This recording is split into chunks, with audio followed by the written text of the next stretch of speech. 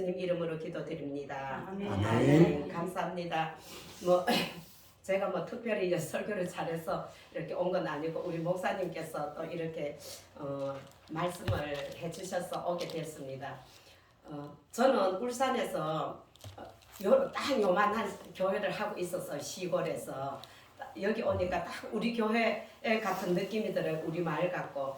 그래서 하다가 성령님께서 서울에 가서 딱 붙으라 하시는 말씀에 올라가게 되었습니다. 올라갔다가 목사 안 받으려고 그랬는데 이번에 이제 가정교회를 시작하면서 가정교회에서 은혜를 많이 받았어요.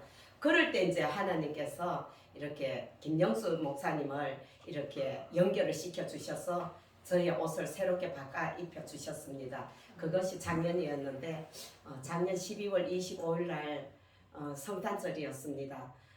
예배를 드리고 저녁 예배까지 드리고 집에 가서 저녁에 기도를 드리는데 우리 주님께서 그러셨어요.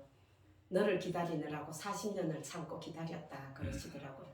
그런데 제가 여기 왔었을 때 요거는 짧은 간증인데 김영수 목사님을 통해서 이제 목사 안수를 받겠다고 그러고 나서는 여기 한 번도 안 와봤잖아요. 근데 목사 안수를 받겠다고 왔었을 때 제가 너무 답답해서 아버지 나는 집으로 돌아갈랍니다. 저는 안 받겠어요. 그랬는데 성령님께서 그러시더라고요. 내가 저 안에서 너를 기다리고 있어. 빨리 들어와. 근데 굉장히 강력한 음성이 들렸어요. 그래서 저는 이 지역의 외모 한마디로 말하자면 제가 아직도 교만이 있었다는 거죠. 그랬는데 이 교회를 보고 나서 제가 너무 실망을 해갖고 돌아가겠다고 했는데 하나님께서 강하게 음성이 들렸습니다. 내가 너를 저 교회에서 기다렸어. 내가 이 교회에 있어. 내가 여기서 너를 기다려. 너가 어디 가? 그러시는데 제가 아무 소리도 못하고 들어왔는데 눈물이 흘렀는데 그때는 울 수가 없잖아요. 이쁘게 해야 되니까. 그래서 마음으로 많이 회개하고 깨닫고 김영수 목사님이 참 대단하신 분이구나.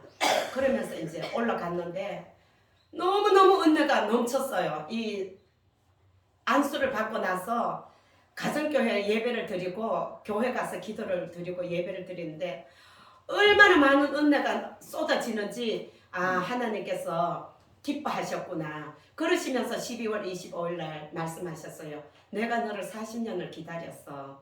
그 기다림이 정말 하나님 아버지 앞에 회개하면서 그 고난의 세월을 걸어올 때 우리 주님께서 이곳까지 나를 업고 오고 안고 오고 독수리 날개에 태워서 건너오게 해주셔서 너무나 감사합니다. 오늘은 이삭의 가정에 대해서 짧게 말씀을 나누겠습니다. 우리가 지금 다 할머니예요. 할머니들은 이제 우리 자식들은 다 키웠지만 손주가 우리에게 있잖아요. 그죠? 손주 다 있죠? 예. 근데 그 손주들을 우리가 이제 어떻게 키워야 되느냐? 여기 하나님의 말씀에서 한번 찾아보도록 하겠습니다. 이삭은 40세에 리브가와 결혼을 했어요. 그런데 20년이 되도록 아이를 못 낳는 거예요. 그래서 하나님 아버지 앞에 기도를 드렸어요. 자식을 달라고. 그래서 자식을 얻어서 낳는 나이가 60세였어요. 그러면 20년 동안 아이를 못 낳았다는 거죠. 그래서 리브가가 이제 임신을 했는데 우리 여자들은 다 할머니들 젊었을 때 임신해 보니까 아기가 5, 6개월 되면 태동할 때 막 발로 차고 이러니까 아팠죠. 근데 여기 리브가도 역시 마찬가지로 아팠어요. 그래서 하나님께 물으러 갔더니 세상에 여기에 쌍둥이가 들었다는 거야. 이 뱃속에. 그런데 이 쌍둥이들이 곱게 이렇게 커오는 것이 아니라 막 태중에서 싸우니까 엄마가 걱정이 되는 거예요. 이 아이들이 뱃속에서도 이렇게 싸우면 태어나서 어떡할까. 그래서 하나님께 물어봤어요. 내가 이럴 때는 어떻게 하면 좋겠냐고. 그러니까 하나님께서 말씀하셨어요. 자, 23절을 성경책 다 펴가 계시죠? 23절을 제가 한번 끝절을 읽겠습니다. 이 족속이 저 족속보다 강하겠고 큰 자가 어린 자를 섬기리라. 내 태중에 두 국민이 있고 두 민족이 있다는 거예요. 자, 우리가 한 어머니 아버지 뱃속에서 태어났지만 우리 자식들 나 보면은 각자 다 다르잖아요. 그죠? 성격도 다르고 또 머리 좋은 자식도 있고 나쁜 자식도 있고 뭐 그렇잖아요. 그렇다고 그 자식들을 어떻게 할 수는 없지요. 근데 이렇게 이제 두 국민이 태어났는데 여기에서 큰 아이에서는 이름이 에서예요. 에서는 털이 많고 얼굴이 붉다 했어요. 그러니까 피부가 좀 붉은 색깔이었나 봐. 그래서 이 에서는 에돔 족속이 되었고 또 에서라고 지었고 두 번째 아이가 태어나는데 이상하게 형의 발꿈치를 탁 잡고 내가 너를 놔주지 않아. 나도 같이 빨리 나가야 돼. 이러면서 나온 거예요. 그러니까 참 이 아이들이 자라는데 27절에 보면은 그 아이들이 장성함에 에서는 익숙한 사냥꾼이 되었습니다. 익숙한 사냥꾼은 무엇이냐? 제가 익숙한 사냥꾼은 전문가라는 겁니다. 세상적으로 말하면 전문가, IT 전문가, 요즘으로 말하면은 그 기업의 전문가 이런 그런 사람입니다. 근데 제가 이제 50대 초반에 몽골로 그 강야 체험을 하러 갔어요. 강야 체험을 하러 갔는데 그 몽골이 이스라엘과 거의 비슷한 지역이랍니다. 그 가보면은 높은 산은 별로 없어요. 산이라는 거는 전부 우리나라로 말하면 동산만큼도 안 높아. 풀도 없어. 왜? 양하고 망아지들이 다 뜯어먹어갖고 풀이 안 자라요. 그리고 겨울이 너무 길어가지고 여름은 불과 짧게 여름이 거의 우리나라 치면 한 달 정도가 여름이고 그 외에는 계속 겨울이랍니다. 몽골이. 거기에는 이제 큰 말은 이제 훈련을 시켜서 관광객들에게 말을 태워주는 그런 돈벌이를 하고 망아지와 이제 양을 치는데 양들이 다 뜯어먹기 때문에 이 뛰어놀기가 좋아요. 거기에. 그래서 에서가 아마 제가 그때 생각하기를 너무나 벌판이 산이라는 벌판인데도 너무나 뛰어놀기 좋고 그 다음에 이리하고 늑대들이 너무나 많아요. 거기는.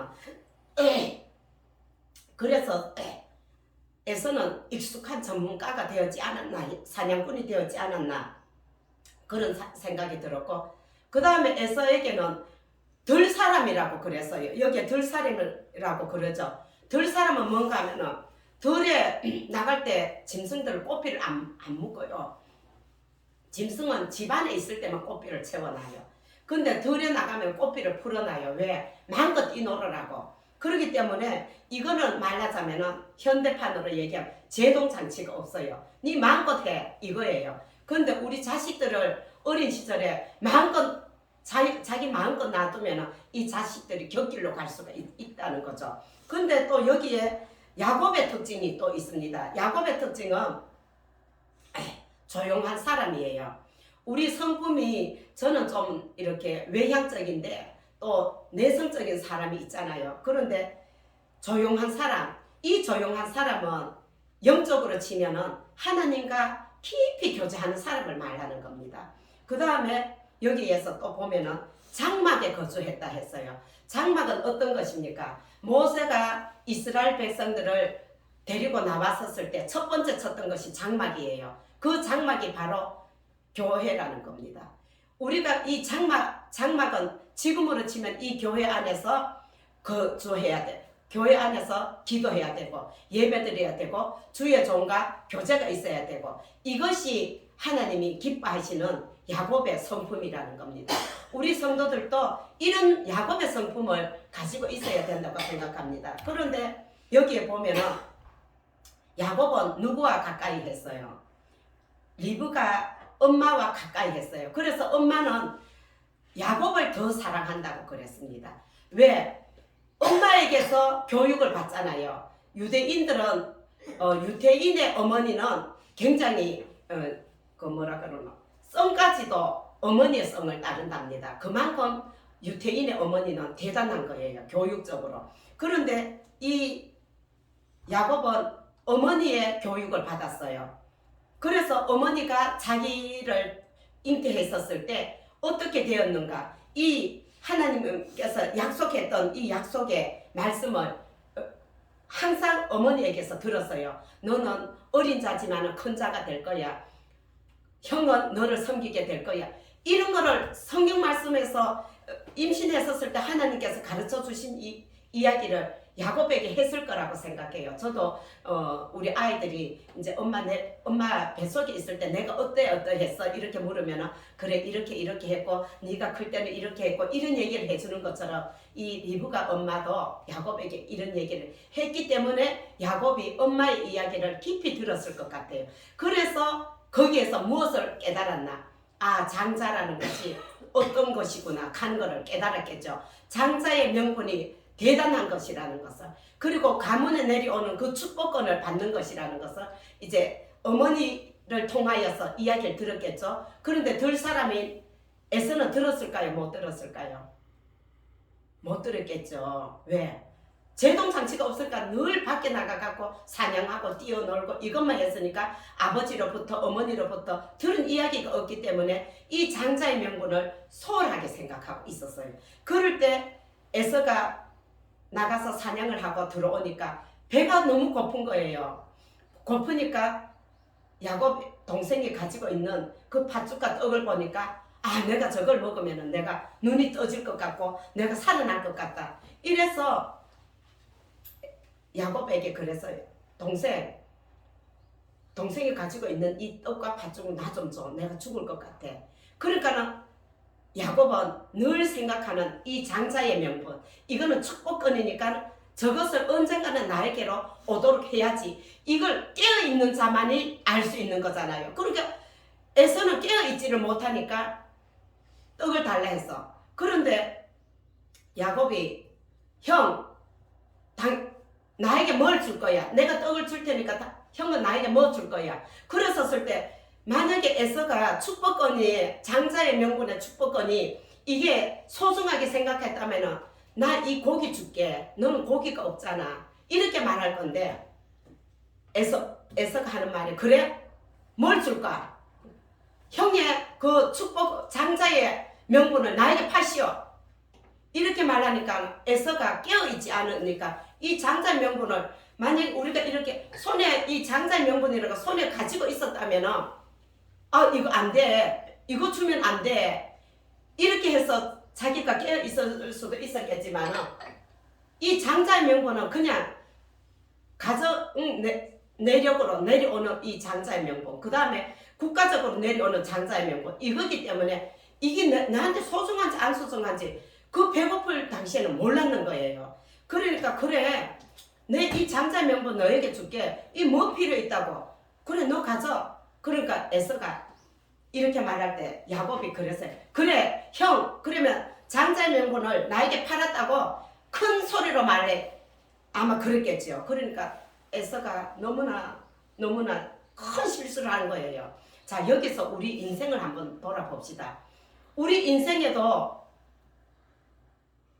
정말 하나님께서 우리에게 주신 이 소중한 뭔가가 있었을 거예요. 그것을 우리가 함부로 에서처럼 소홀히 하게 한 적은 없었나? 이걸 한번 우리가 돌아봐야 되는 것입니다. 그럼 우리 할머니들은 이제 자식들은 다 키웠지만 이제 앞으로 커나갈 우리 손주들에게 그러면 우리가 어떻게 하나님의 말씀으로 이 손주들을 양육할 것인가? 물론 엄마 아빠가 양육하시겠지만 우리는 집안 내력 그 다음에 하나님에게로부터 받은 이 믿음의 내력을 자손들에게 말해줘야 된다는 겁니다. 교육을 시켜줘야 되는 것이 우리 할머니 할아버지의 해야 할 일이라고 생각합니다. 여기에서 에서처럼 이것을 우리 할머니 할아버지의 이 믿음의 족보를 이것을 함부로 물려주는 일이 없도록 우리가 이 자식들이 하나님을 소홀히 하는 일이 없도록 우리가 깨어서 우리 자식들에게 후손들에게 복음을 가르쳐야 된다고 생각합니다.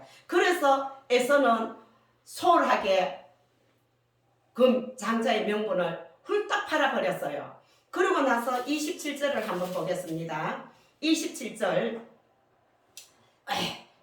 에서가 이제 이삭이 나이가 많아서 이제 눈이 어둡고 죽을 때가 되니까 이제 이삭으로 아버지 아브라함 이삭에서부터 내려가는 그 축복의 장자의 명분을 이제 축복해야 될 때가 온 거예요. 그래서 이삭의 에서에게 그랬어요. 너가 빨리 들어가갖고 맛있는 짐승을 잡아서 요리를 해가 나에게 다고 그럼 내가 이것을 먹고 너에게 축복을 하리라 이렇게 말씀하시는 거예요. 그러니까 어머니 리브가가 듣고 이삭에게 빨리 잡아서 우리가 너가 이 축복의 장자권의 축복을 받아라 이렇게 말하니까 에서가 나간 사이에 엄마와 야곱이 해가지고 축복권을 받았습니다. 축복을 아버지에게 받았어요. 물론 아버지를 속인 것도 있지만 속인 게 아니에요. 이거는 이미 25장에 말씀하셨죠. 23절에 이미 예언되어 있는 말씀이에요. 그래서 이삭이 축복권을 야곱에게 넘겨주었어요. 그러고 나서 이제 어떻게 축복을 하였나 27장 28절을 한번 보겠습니다. 제가 읽겠습니다. 하나님은 하늘에 이슬과 땅의 기름짐이며 풍성한 곡식과 포도주를 내게 주시기를 원하노라. 만민이 너를 섬기고 열국이 내게 굴복하리니 내가 형제들의 주가 되고 내 어머니의 아들들이 내게 굴복하며 너를 저주하는 자는 저주를 받고 너를 축복하는 자는 복을 받기를 원하노라. 이렇게 축복을 하고 나오니까 에서가 온 거예요. 그때 에서가 얼마나 자기의 그 장자의 명분이 소중하다는 것을 그때 깨달았지만 어떻게 해요? 이미 차는 지나갔고 기차는 지나갔어요. 지나간 뒤에 손을 아무리 흔들고 눈물을 흘리고 땅을 치고 통곡을 해도 이미 소용없다는 거예요. 자, 우리가 이제 나이가 이제 천국 갈 나이가 다 됐어요. 우리 모두들 70대를 바라보고 사시는 우리 여기 모여 계시는 성도님들, 자, 우리 할머니 권사님들, 우리가 이제 다시는 이런 후회함이 없도록 우리 자식들을 잘못 키웠다고 후회하지 않아도 돼요. 물론 잘 키운 자식도 있지만 복음으로 못 키운 자식들도 아마 우리에게 있을 거예요. 그러나 하나님께서 우리에게 다시 한번 기회를 주셨습니다. 누구를? 손자들을 우리에게 기회를 주셨습니다. 이 손자들을 하나님의 말씀으로 우리가 잘 키워서 하나님 앞에 올려드리고 그 다음에 우리가 천국 새 예루살렘에 입성할 때 우리 하나님 아버지 앞에 우리가 부끄럽지 않게 들어갈 수 있도록 우리 다 같이 그런 축복에 우리 은혜로운 교회 성도님들이 다 되시기를 축복합니다. 아멘. 감사합니다.